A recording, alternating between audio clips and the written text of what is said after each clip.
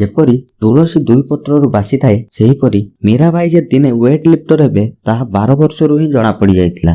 ଯେଉଁଠି ମୀରାବାଇଙ୍କ ଭାଇ ଗୋଟେ ଜାଳେଣୀ କାଠ ଘରକୁ ଆଣିବାକୁ ନାକେଦମ ହୋଇ ପଡୁଥିଲେ ସେଇଠି ମୀରାବାଇ ବଣ୍ଡଲ ଜାଳେଣୀ କାଠ ଏକା ସାଙ୍ଗରେ ଆଣୁଥିଲେ। ଏହି କଥା କେବଳ କଥା ନୁହେଁ, ଏହି କଥା ହେଉଛି ଇମ୍ଫାଲର ଲୋକମାନଙ୍କର ସ୍ୱପ୍ନ ଥିଲା। ଏହି ସ୍ୱପ୍ନ ସତ ମଧ୍ୟ ହୋଇଥିଲା।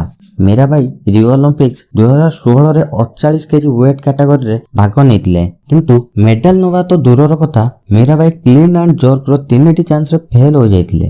ତ ଫ୍ରେଣ୍ଡସ୍, ଏଠି କ୍ଲିନ୍ ହେଉଛି ଯେତେବେଳେ ୱେଟ୍କୁ ଗ୍ରାଉଣ୍ଡରୁ ୱେଷ୍ଟ ହାଇଟ୍ ପର୍ଯ୍ୟନ୍ତ ଉଠାଯାଇଥାଏ, ଆଉ ଜର୍କ ହେଉଛି ୱେଟ୍କୁ ଏକ ଝଟକାରେ କାନ୍ଧ ହାଇଟ୍ ପର୍ଯ୍ୟନ୍ତ ନିଆଯାଇଥାଏ।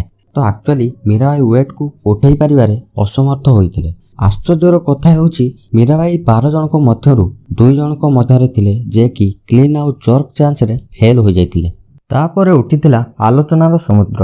ଲୋକମାନେ ମୀରାବାଇଙ୍କ କୋଚ୍ ଆଉ ଫେଡେରେସନକୁ କଡ଼ା ନିନ୍ଦା କରିଥିଲେ, ଯାହାର ଜବାବରେ ମୀରାବାଇ କହିଥିଲେ ଯେ ଅଲିମ୍ପିକ୍ସ ପୂର୍ବରୁ ମୋତେ କେହି ବି ସପୋର୍ଟ କରିବାକୁ ଆସିନଥିଲେ, ଆଉ ଅଲିମ୍ପିକ୍ସରେ ମେଡାଲ ନ ନେଇପାରିବାରୁ ଆପଣମାନେ ମୋ କୋଚ୍ ଆଉ ଫେଡେରେସନକୁ ନିନ୍ଦା କରୁଛନ୍ତି। କିନ୍ତୁ ସତ ହେଉଛି ମୁଁ ସେମାନଙ୍କ ପରିଶ୍ରମରେ ହିଁ ଆଜି ଏଇଠି ପହଞ୍ଚି ପାରିଛି, ଆଉ ମୁଁ ଆପଣଙ୍କୁ ଭରସା ଦେଉଛି ଯେ ଏଇଟା ମୋର ଶେଷ ନୁହଁ।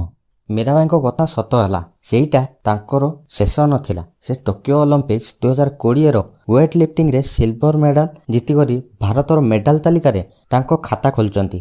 ତ ଫ୍ରେଣ୍ଡସ୍, ଆପଣମାନଙ୍କୁ ମୀରାବାଇଙ୍କ ଷ୍ଟ୍ରଗଲ୍ ଷ୍ଟୋରି କିପରି ଲାଗିଲା ତାହା କମେଣ୍ଟ ସେକ୍ସନରେ କମେଣ୍ଟ କରିବେ। ଆଉ ଯଦି ଆପଣମାନଙ୍କୁ ଏମିତି ଇଣ୍ଟରେଷ୍ଟିଂ ଫ୍ୟାକ୍ଟ ଜାଣିବାର ଅଛି ତାହେଲେ ଆମ ଚ୍ୟାନେଲକୁ ଲାଇକ୍, ସବସ୍କ୍ରାଇବ୍ ଆଉ ସେୟାର ନିଶ୍ଚିନ୍ତ କରିଦେବେ।